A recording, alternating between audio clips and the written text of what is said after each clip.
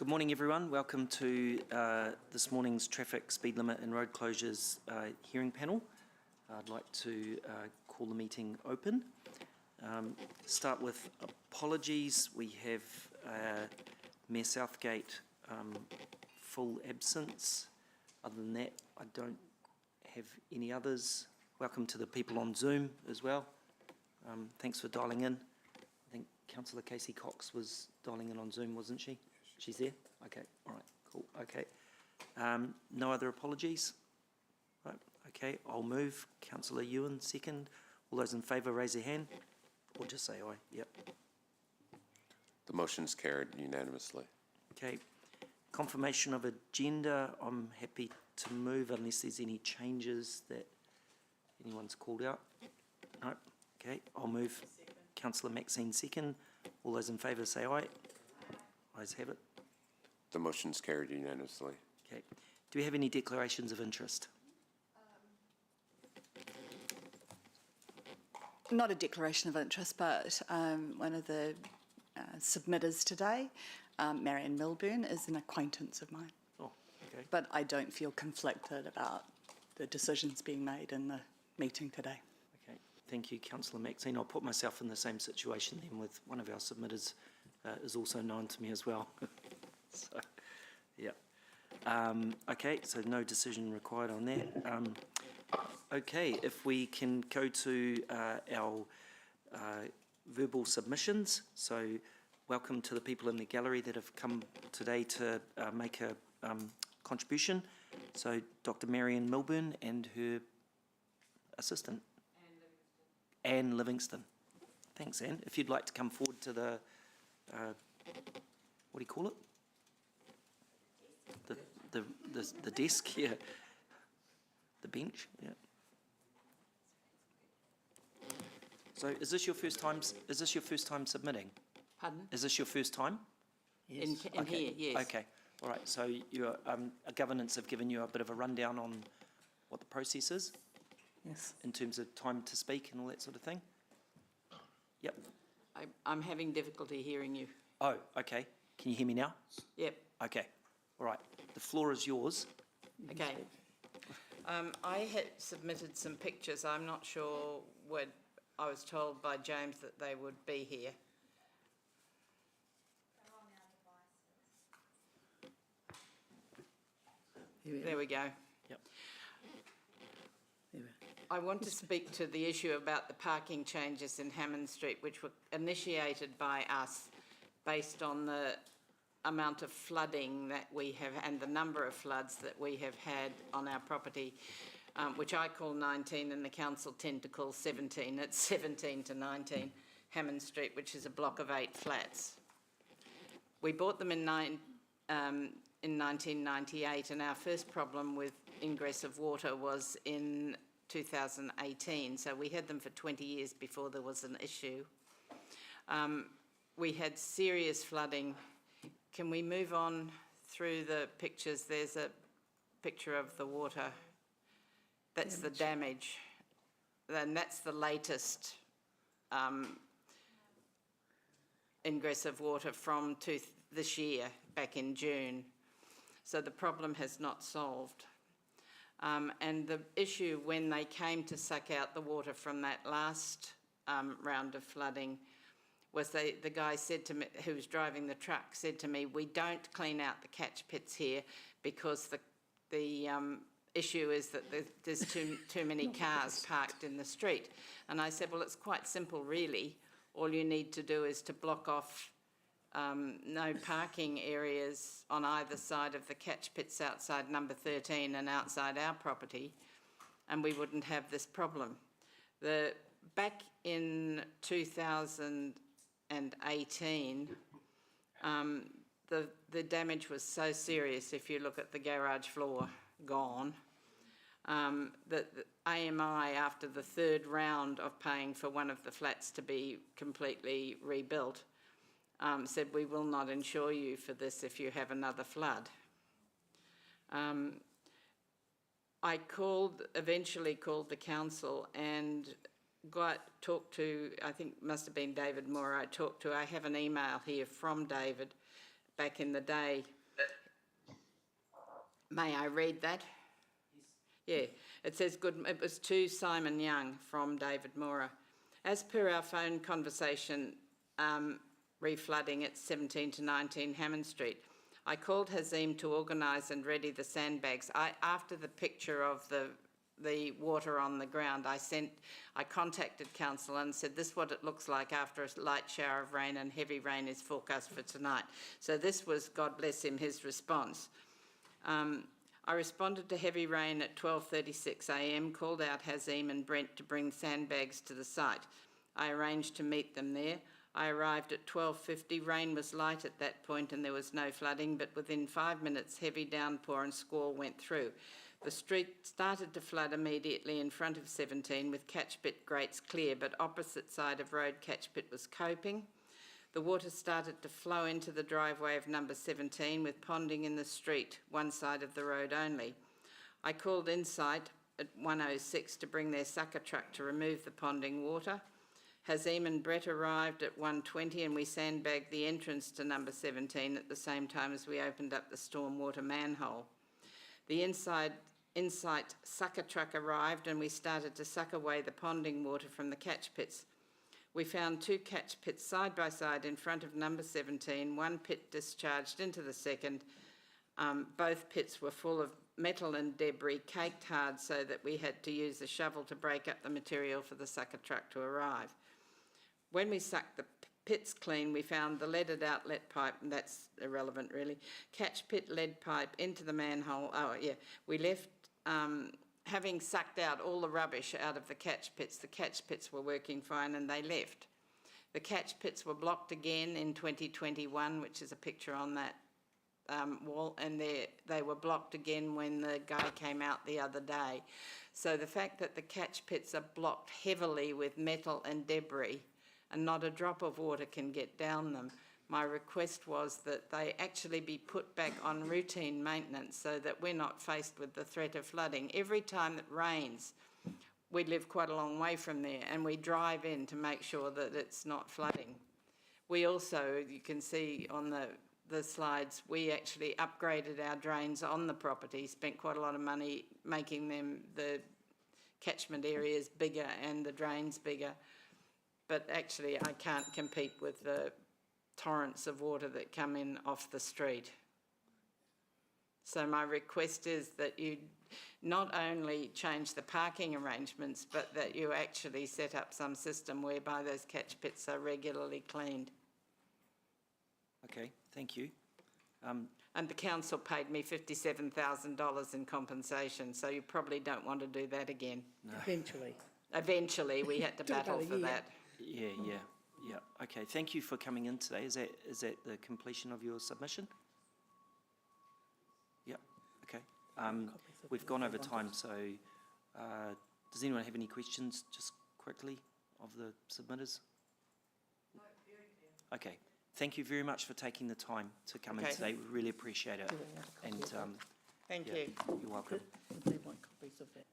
Do you want any copies of David's? You can leave them with the governance team. Yep. And they can add them to our... Took a bit of hunting out, so I didn't submit. okay, all right. All right. Thank you for your time. Okay, next in the lineup is Mr. Craig Foster, talking to Empire Street, I believe. Welcome, Craig. Thank you, Mark. By way of introduction, I'm the Director of LHT, or Les Harrison Transport, one of our local largest providers. We've had good relationships with the council, particularly Mr Taylor, and some of our endeavours in Frankton. The issue that I'm here to talk about today, being in that poor suburb of Frankton that gets neglected traffic-wise, HPMV-wise, as in Empire Street, the density of people working in the area has increased substantially in the last 2 years. We've got some no parking zones immediately outside our offices, which really restrict office staff. I've now got a health and safety issue on my hands where down the road at a local tavern that is now a halfway hostel for homeless people, it's unsafe for my ladies to arrive at work early and walk to the office. The area that we're talking about would potentially create 5 car parks, which would ease the pressure in Empire Street. It's not a retail area. We're the only occupants of the site immediately to it. And we're just asking the council if they could revoke the 180 parking restriction there to allow it all day. It's there for our customers to use and come and go. There's no real risk or health and safety risk to people. It's a wide street. As your council would be aware, part of the land is owned by KiwiRail from the V8, so it's a very wide stretch of road, and I don't see any negative impact on the local community. Thanks, Craig. It was succinct and on point. There's plenty of time left, so is there questions? Deputy Mayor O'Leary. Thanks, Chair. Thanks for coming in and being really precise with your ask of us. So just to be 100% clear, and I've got Google Maps up here, you want the 180 parking removed directly outside your property? If we could, yes. We Yeah. have approximately 30 staff working inside that building, and with the Frankton area being more populated in recent time by other businesses, and some of the less desirable people sleeping in cars and tents Yeah. under the bridge. Yeah. I'm sure that if it was your daughter, Angela, you wouldn't want them arriving at work at 6 o'clock and walking down that street. And so I'm just looking on the map, and how many car parks are 180? There's no markings there, but if I was parking them or any half-pie decent driver, I'd imagine 5, potentially Yeah, 6, okay. depending on the size of the car. Fair enough. Okay. Yeah, thank you very much. It's very clear. Before I go to you, Councillor Tim, I'll just go to Jeff if that's okay online. Yep. Councillor Taylor? Yeah, thanks, Chair Mark. Craig, thanks for your submission. And this may be a question I need to ask to staff as well, but do you know why those parks were actually made? It just seems a strange place. Why they were made, no parking. I can't answer that, but I've shaken my head at the process. How long have they been that way? It turns out they've been there for some time. They're not adhered to be fair, and we're probably a little bit guilty of that. But if you were to go down Empire Street at 8 o'clock on a Monday to Friday working day, it's some valuable real estate that can be used better. It's embarrassment for me. I had the Ports of Auckland CEO come the other day, and he had to park by the Aleways in Frankton. I recommend some of you go down there and have a look. Not a good image for my business. And just, sorry, last question, Chair. Have you had any contact with staff about this to date? I've had several conversations with the council, and that's led me to be here today. What I'm asking is a reasonably quick decision to be made. Okay. I really encourage that if it's not successful as a business, I'll need to come back to council and say, well, what do we do? Thank you, Craig. So, Chair, we'll have an opportunity to ask staff about this shortly. Yep. Thank you. Yep. Councillor McIndoe. Thank you, Mr. Chair, and Craig, thank you both for your submission and for the clarity of it. I apologise if this question is answered in Diligent, but I can't get into Diligent this morning, which is our internal system. But Craig, I was in that area last week, and so I'm aware of some of the activity you're talking about because I was meeting with another provider.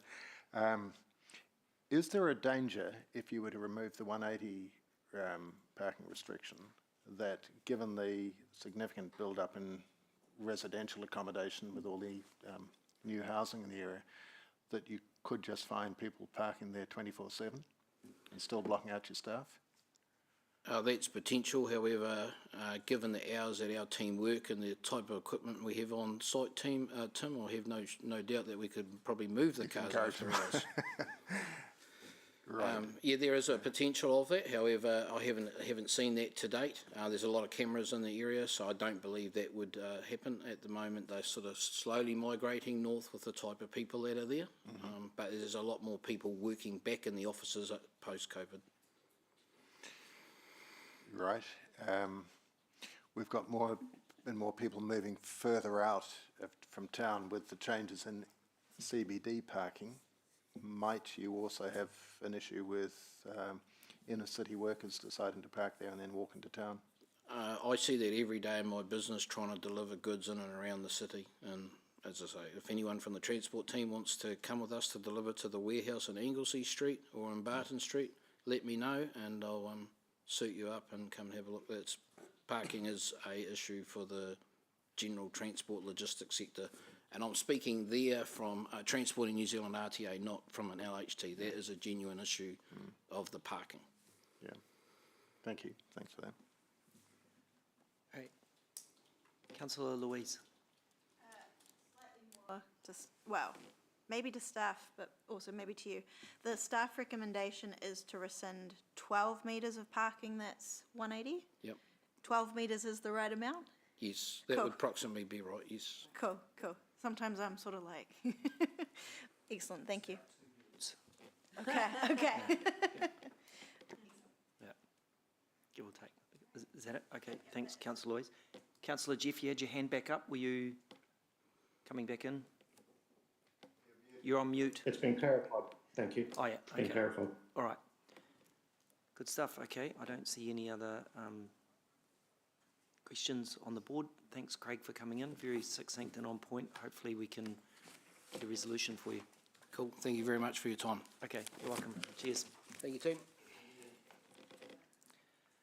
Okay, so that completes our verbal submissions. Item 5 is confirmation of the last meeting minutes. I'm happy to move. Councillor Ewan to second. All those in favour? Against? Aye. Ayes have it. The motion is carried unanimously. Okay, cool. Rightio, on to item number 6.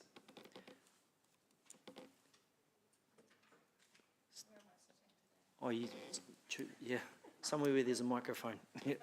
Yeah.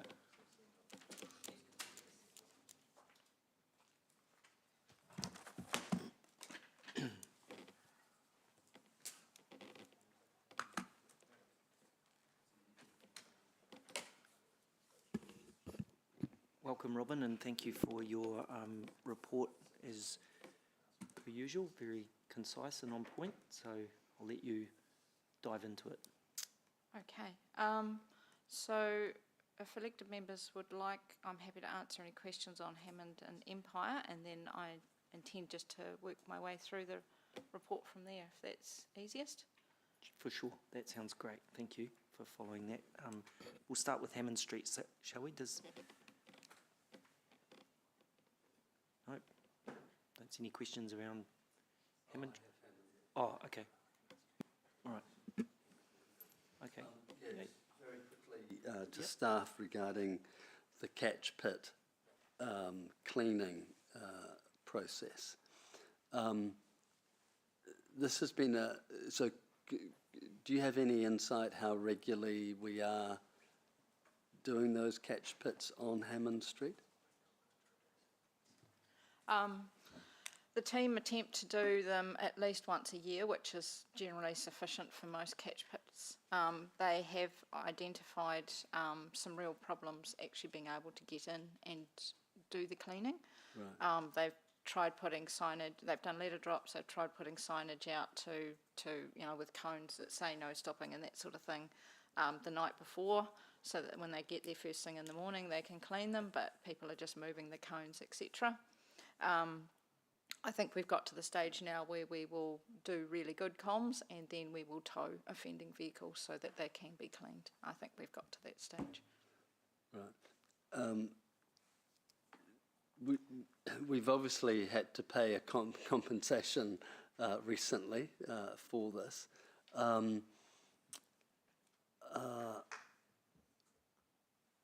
When I look at where you've marked to shut off for parking, are they directly aligned with the catch pits? Yes. They are? Yes. All the way up? Okay. Yeah, so it's basically shortening up the parking, the area that you can park in, so that there's some no stopping immediately adjacent to those catch pits. And we clean catch pits Monday through Friday between 8 and 6, do we? Yes, yeah. Okay, thank you.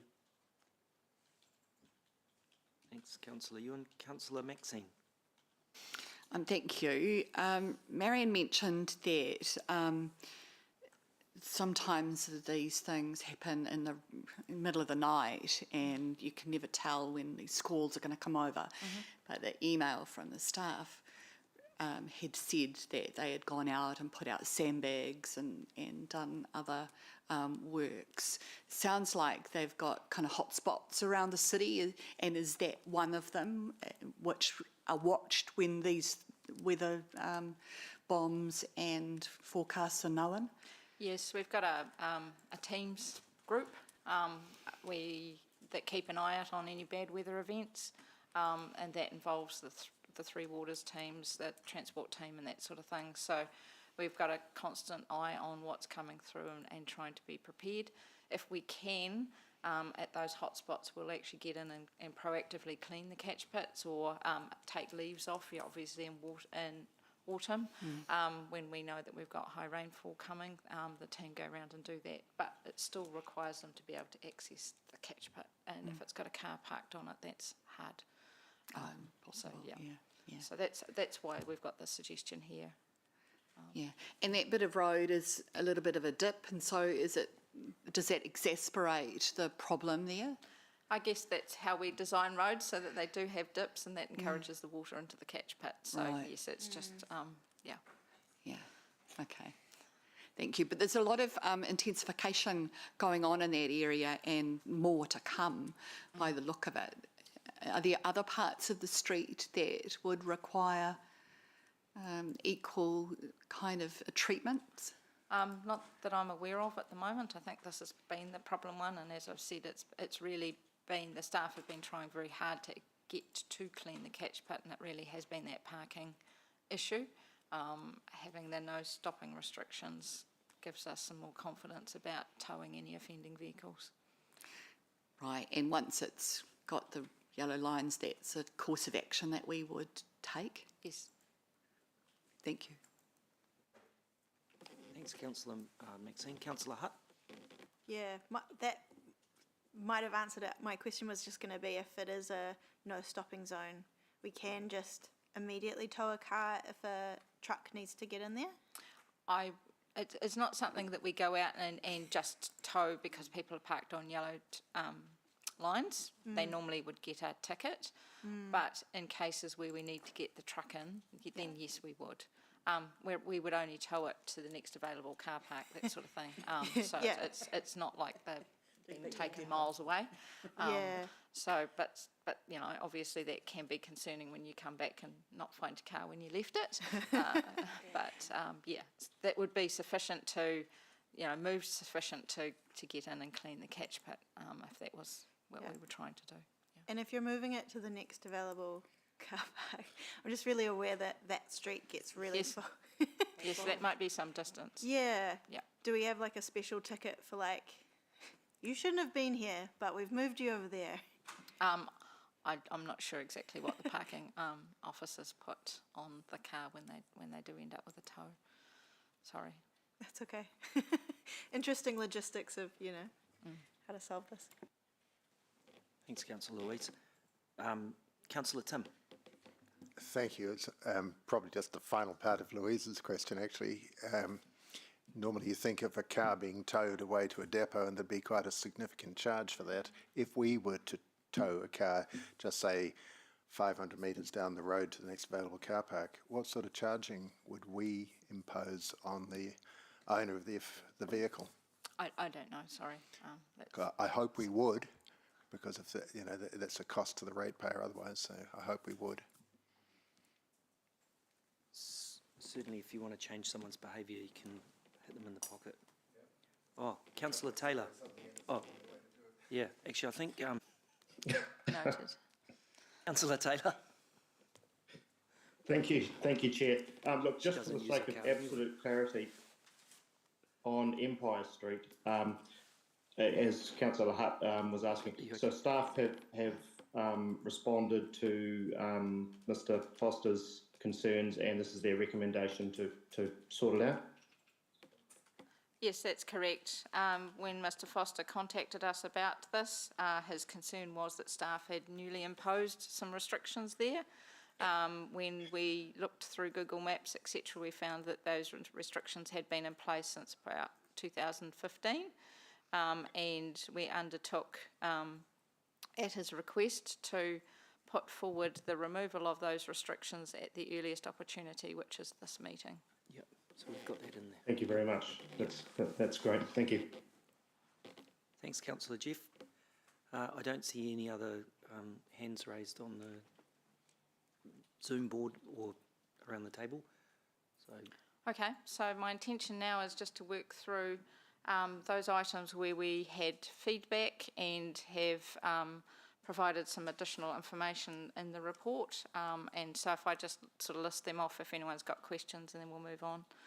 So the first one is for parking restrictions at Earth Movers Crescent. That was as a result of a request. As part of the consultation process, we had some further parking restrictions requested, and we have proposed that in today's report. No questions? Cool. Queen's Ave, same story really. Had a request, have acknowledged some additional requests coming through for parking restrictions. just on Queen's Ave, I think I had a question on that one, sorry. Yeah, page 28, yep. No, I'm okay, thank you. Okay, Yep. cool. I do. Oh, Councillor Sorry. Taylor? Yep. Yeah, thanks, Chair.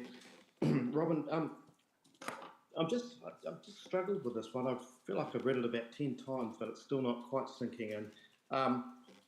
What is the business there that was concerned about its parking? Sorry, I don't know what their. It's on the corner of Queens and Upper Kent. So about where number 26 shows. It's on that corner. Okay. And do they have off-street parking for customers? Yes, they have a little bit on their site. Okay, but they're also concerned about having some on-street parking, yes? Yes. Yeah. Okay, and staff have gone back and asked them and said that it's not possible to have disabled parking on street, and they need to provide it off street. Yeah, so that's sort of normal around these sort of if I describe it as ad hoc businesses in residential areas, rather than having mobility parking, which will get very limited use. We would expect that is provided on the site, and that provides the best level of service for people who do have those mobility issues. It's otherwise you start having to look at having the curb cut downs and that sort of thing that are mountable, and even the ramps up onto the footpaths and that sort of thing. So the best accessibility you can provide is having something in close to that business on their site. Right, so have they indicated that they can do that? That they can provide off-street disabled car park?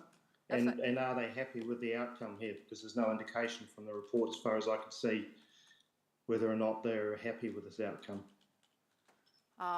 My staff member who dealt with this is in the States. He is popping me notes in Teams, and it's just popped up. Yes, we've provided two car parks outside their site that they can be used for general parking. And are they happy with the outcome?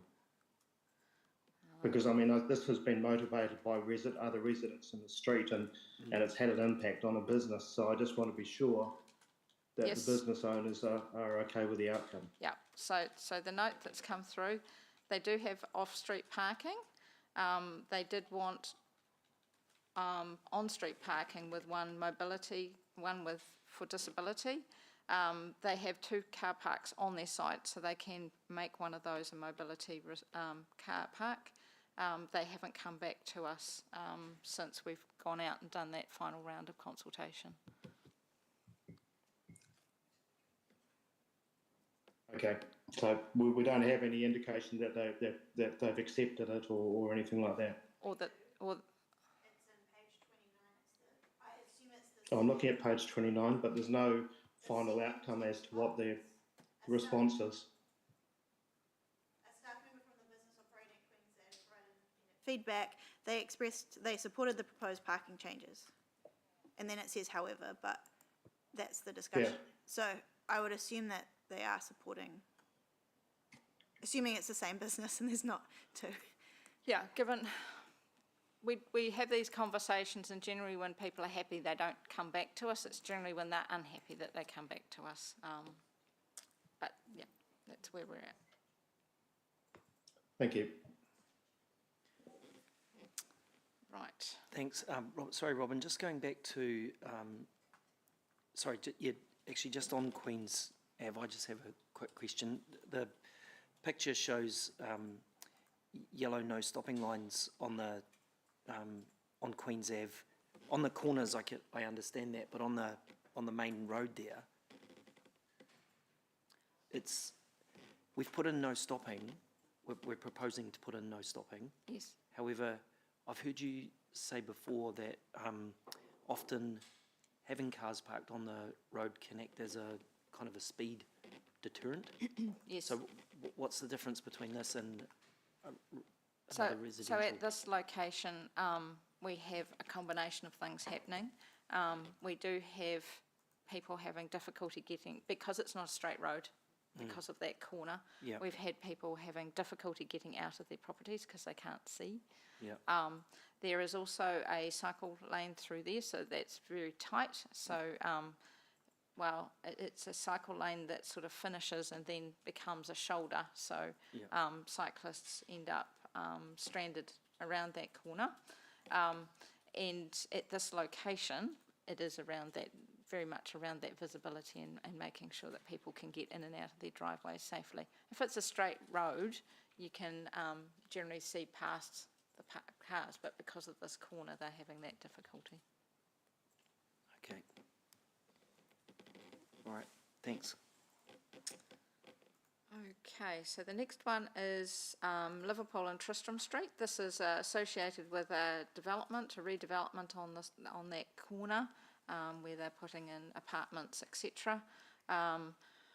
Some of the changes are because they're taking vehicle crossings out of Tristram Street, so we're putting in new parking and tidying up parking restrictions there, and they've also requested a loading zone be installed in Liverpool Street to allow them to service that property. The next one is in Te Rapa. Sorry. Newson? A temporary loading zone, it's meant to be there on a permanent basis, is that correct? Yes. Not just for when the proposed building or anything happens? No, it is a permanent one that's proposed, and that's to enable them to service those apartments, rubbish pickups and those sorts of things. Okay, Yeah. okay, not for the businesses that are further up the road? Other businesses potentially will be able to utilise it, but primarily that was around the rubbish collections and those sorts of things associated with those apartments. Okay, thank you. The next one is also a development for mobile service station, and that was some no stopping proposed as part of that. No. Peacocks, this is a tidy up on some restrictions that we put through on the 17th of October, and just making sure that we've got everything tidy. We're also proposing some additional no stopping on one of the new sections of road, or new sections of Peacock Road. It's relatively narrow, and until the whole roading network opens up through there, it has got a reasonable amount of traffic coming through it. In the longer term, we think we can probably remove that no stopping and it will be fine to have parking there. It's really just in the meantime, until the rest of that network gets opened up, that we're recommending that, and that was largely sparked by an actual incident where someone lost their wing mirror through there. So yeah, that's why we've put it up at this stage. Any questions? No? Okay. part of our resealing program, we always take the opportunity to have a look and see what road marking changes we can do just to widen out cycle lanes slightly. Most of the changes we can do by narrowing the traffic lanes slightly. There are a few minor changes around some of the intersections, etc., for no stopping. So we've done consultation with all those affected parties, and we haven't received any feedback on those. Right, next one is due to the changes in the SURF project program and those funding changes, we had already, as part of the approvals process, taken through this committee various parking restrictions and bits and pieces. As those projects have not gone ahead, we're now wanting to rescind them and take them back to what's actually out on site. So fairly much a tidy up sort of process, but that's that one. I assume that's all good. And then when we get down to clause 58, this was a SURF project at Lake Commerce where the roundabout was put in. As part of that work, there was a loading zone put in place. That's been operational for a while now. The types of trucks that they have coming in there are just a little bit long for that particular spot, and so was creating some problems with the business owner getting in and out. So the team have gone out and talked to the various business owners in that area, and we've got an agreement basically to swap the parking over. Both parties were happy with that. Right, traffic bylaw changes. I'm now on page 39. So the traffic bylaw changes, we've got a number of registers to be changed. Again, majority of these to do with those SURF projects not proceeding. So cycle paths, clause 68, that's again all of those changes and tidying up for the SURF projects. 69 is the cycle lanes. The cycle paths are off-road, cycle lanes are on-road, just for the subtle difference that provides. We're now on clause 70, page 44, metered parking spaces. There's some tidy up here to reflect the change in parking time frames. A spelling mistake, Alexandra Place, and a tidy up on London Street as well, just making sure that we've got everything correct. Load restrictions for the culvert at Waterford Road. So at a previous committee we had approval for a load restriction to be put in place following some concerns identified with the culvert in that section. There has been ongoing monitoring since that time, and there's been no issues identified. The closure for heavy vehicles at that site did have some significant impacts on the bus services in the area. So we've had a look at it and decided that at this stage we're happy to lift that restriction. There is still work being done to work out what the longer term solution is for repair for that particular culvert, and we will continue to monitor that site, but at this stage we're comfortable with lifting that weight restriction now that we've done that further investigation. Right, so that gets us through to clause 80 on page 46 with regard to parking restriction changes in Liverpool Street. So this is the section of Liverpool Street between Anglesey Street and Victoria Street. Following on from a request in the Chair's report at the Infrastructure and Transport Committee meeting, we've had another look at that. The proposal, there is information there for elected members on the existing occupancy and usage of the car parks that are in place. The proposed changes at the bottom of page 48, where we're proposing to change some of those car parks back to general use hour by hour rather than all day paid parking. it wasn't exactly half, but it works out logically on site because there's a tree that provides a nice break point between the car parks, and that minimises having multiple signs and having one sort of stranded car park. So that's why we came up with those ones. We've done consultation. Correct, yes. And is she going to be comfortable, you think, with that compromise? You know that, good? I do know that, yep. She's watching also online, Oh, good. yep. Good morning. And it's, councillor Tim, She's it's also watching you outlined, all. outlined in paragraph 88 of the report, the feedback we've received. Yes, so we've had lots of feedback, generally in support. There's a couple that didn't.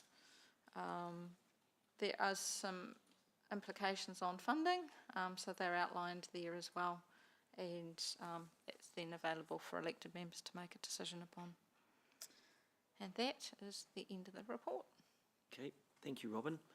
I'll move, Chair, when you're ready. Okay, just before we do go to that point, just Queen's Ave is just niggling away at me a little bit. I'm a bit concerned, and I know Councillor Taylor is too, about the response from the business owner. I would hate for this to be one of those situations where we do something and we haven't given full attention to an issue that could be resolved through just a little bit more consultation or communication. So my question to you is, are you completely comfortable with the level of feedback that's come back from the business owner who raised the issue at the start? Yes. Just maybe to add to that through you, Chair, is that the feedback that we had received from residents required us to go out 3 times. Oh, okay. So you'll see on points paragraph 32 and 30 where we had received feedback and considered it from other residents in the area, and the plans had been redeveloped and reconsulted. Okay, all right. Jeff, are you comfortable with the response? It's kind of sitting okay-ish with me. Yeah, thanks, Chair. I was just a little, not confused, concerned still that we didn't have a final kind of sign-off as far as I could see from. I think what Robin said at one point was that the business had agreed to put a disabled car park off-site. I think that's what you said, Robin. Is that right? They had agreed to that. They've agreed, yeah. They were the ones who asked for the disabled car park, and they had the ability to deal with that on site. Yes. Yep. Yes, and as Tania has noted, we went out and consulted 3 times at this location because the first scheme that we came up with, we got feedback on, so we took that on board and went out a second time, had further feedback, took that on board, came up with a further revision, and went back out a 3rd time. So all of those residents and businesses have been contacted. Have been contacted by us 3 times. Yeah, but that was partly because it kind of spread sort of like wildfire down the street as far as I could see. I mean, it went from one to more. So are you also providing, are there also on-street car parks for that business? There are still on-street car parks for that business. They're generally available. They're not assigned to that business because we don't assign parking to businesses. No. Yeah, no, but available, but yes. close. Yeah. Yeah. Okay. No, I'm happy with that. Okay, Thank you. cool. Thanks. I've got Deputy Mayor O'Leary. I was just trying to orientate myself, even though I run through here every day. But it's not a commercial property. It's a business operating in a residential house, isn't it? On the corner. Yes. Okay. It's legal services. Okay, but because I was thinking I go there every day. I haven't seen a business, but I understand now it's operating in a house. Yeah. Yeah. Okay. Thanks, Deputy Mayor. Thanks, Chair. Councillor Wilson. Yeah, thanks, Chair. Robin, I was just, in regards to the Liverpool Street, the hairdressing one, when you mentioned the financial ramifications, I'm assuming you're saying the reduction in revenue from the potential $6 a day all day versus first hour free, $1 for the second. Is that Correct. right? Yes. Right. Obviously, council can at a later stage, if we choose to revert it back to the non-all-day car parking, we can increase those rates at a later stage, can't we? Yes, so the all-day paid parking and the paid parking, the hour-by-hour parking, all of those will have their rates regularly reviewed now under the demand responsive pricing regime. Right. Yeah, so that is what's been agreed for moving forward for all of the paid parking in the central city. Okay. All right. Thank you. Councillor Maxine? Oh, yeah, just wanted to pick up on that point also. In terms of working with the hairdresser on the costs to her clients and how to use the parking furniture, and by that I mean the meter and perhaps the app. Have we got some, I don't know, easy comms for her to be able to pick up with her clients on that? Yes, and so there are little handout flyers, and also the parking wardens are really good when they're out and about, and if they see anyone having any difficulties, then they're really good ambassadors for just stopping and having a chat and working people through that. We can certainly pop in and show Joanne how to set up the app so that she can help her clients as well if she wishes. Yeah, she does a range of hairdressing techniques, and amongst that is hair colouring. And for some of the men in the room who might not be aware, some of those appointments can be quite lengthy, and I think Duane's been really clear with us about the time needed for her clients to be able to do that. So, I mean, sometimes it can be more than 2 hours. Is there a question coming? Yeah, Yeah. so, Yeah. yes, there is a question. In terms of giving them that information, it's a potential for it to be more than just $1 for the additional hour. And so after that, Yes, after that it's $6 an hour. and is there a limit on the time that they can stop there? No. No, and if they pay by the using the app, then if the appointment goes longer than planned, then they have the ability through the app to extend that parking as well, so they don't. You don't have to race out and update on the kiosk. With your curlers in and your foils. Thank you. Cool. Yeah, yeah. All right. Thank you. We could go down a massive rabbit hole on. Yeah. I'll do the jokes on here. Hey, thanks very much, Robin, for your very good report and all the information and the work that your team does. Really appreciate it. The motion has been moved by Deputy Mayor O'Leary. Do I have a seconder? Councillor Hutt, you can, yep. Second, all right. Councillor, Deputy Mayor Angela, would you like to speak to it? Thank you, I would. Just briefly, look, thanks to the staff for particularly the 3 recommendations that or 2, I'll leave one for Jeff because he's obviously has a relationship with Les Harrison Transport, but great to see that issue sorted out, but particularly Lake Road. John Entwistle owns Hamilton Cylinder there, and he has had lots of issues with delivery trucks since that project has gone into that loading zone. So he's on text message with me right now, so I'm going to assume that this is all going through without any problems, and he'll be really pleased about that. But look, Joanne, I know that you're watching. Thank you so much for 2 years of lobbying council. Thank you for taking the time to do that. I know that our processes can be really slow and really frustrating. And we did have to work together to bring this back and bring this back and bring this back. But I do remember one committee meeting where I was really disappointed on your behalf, but it was where it was turned down, but it was because we were getting the technology in and making these changes. So that has happened, and I really appreciate you and your customers taking the time to stick with it. So I can assure you, I think this is probably going through okay today. So thanks, Chair, and thanks again to the staff. Look, really good outcome. We're here to respond to the community. That's what this committee is here for, and we represent that. So great work. Thank you. Thank you, Deputy Mayor. Councillor Wilson. Thanks, Chair. I'm going along with this today because the Deputy Mayor tells me I have to.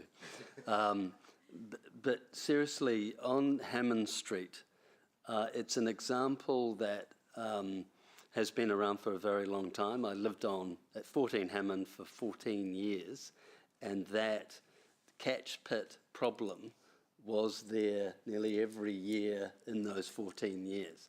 My point is, I hope that as an organisation, when we're looking at parking restrictions in all new developments, that we actually preemptively say, actually, where there's a catch pit, we're not going to permit parking, simply so that we know we have the ability for our trucks to respond. Because it seems really counterproductive where on one hand we have this repeated flooding scenarios. It's often to do with catch pits. We're paying out compensation for when we flood people's houses, where if we'd just been a little bit thoughtful in terms of how we work our strategy with parking, we could negate that problem. So hopefully staff takes that on board, because that just seems really sensible to me. Thank you, Councillor Wilson. Councillor Louise. Thank you. I really enjoy this committee, partly because I like looking up all the places that we're making changes for, but I do really think that this committee is such a great example of members of the community coming to us and saying, could you just take out these 5 car parks and make them all day, or could you just, put a no stopping zone in? And it's such small things, but actually make such a huge difference. And I thought Hammond Street was an incredible example of a tiny change that actually will stop people's places flooding. I also just wanted to acknowledge the Waterford Road culvert, because I was coming back from an event way over in the very edge of Deanswell, attempting to get back to my house, and went on the most bizarre detour through the west. I had to call my partner and be like, every place I try to turn is a road closure. And Waterford Road was, once I finally thought I was close to getting onto a bridge, Waterford Road was like the last. No, there's all this stuff going on there, and I thought, oh, goodness me. So I'm very pleased it will be open, and I know there's a lot of bus users who will be extremely pleased about this. So, yeah, what another great traffic panel. Thanks, Councillor Louise.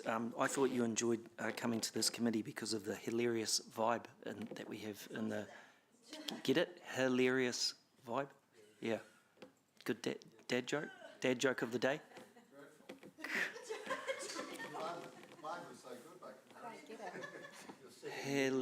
Hilarious. Oh, okay. Yeah. Oh, just a reminder too that this is the last panel of the day, so of the year, So thank you for your attendance this year and everything we've got through. No presents. Apologies. All sausage rolls. I feel like I've been caught short. So thanks for your participation. Thanks for tuning up. Thanks for the online people for dialing in. Thank you to governance for the work that you do behind the scenes, and thank you for staff for all your effort that you put in. I know it can get a little bit niggly when it comes to talking transport, but we're here to make decisions that represent the views and opinions and whatnot of our ratepayers. So, with that in mind, Deputy Mayor, did you want to write a reply? No? Okay, so we'll put the motion to the vote. All those in favour, Aye. Against? No. The motion was carried unanimously. Okay, so with that, like a good haircut, I'll call the meeting. Hang on. May I raise an item of general business very quickly? And you might tell me that the answer is no.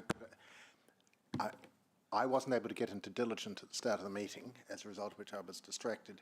I'm wondering if the minutes could record the fact that I was actually in attendance at the meeting on the 15th of August. I sat up the back of the room with Ronak, the owner of the business on Rifle Range Road. Just at the moment, the minutes show that I wasn't present at the meeting. I had only just recall arrived that. back in the country. There was a degree of confusion Yes. in my, but I was actually present for the whole of the day.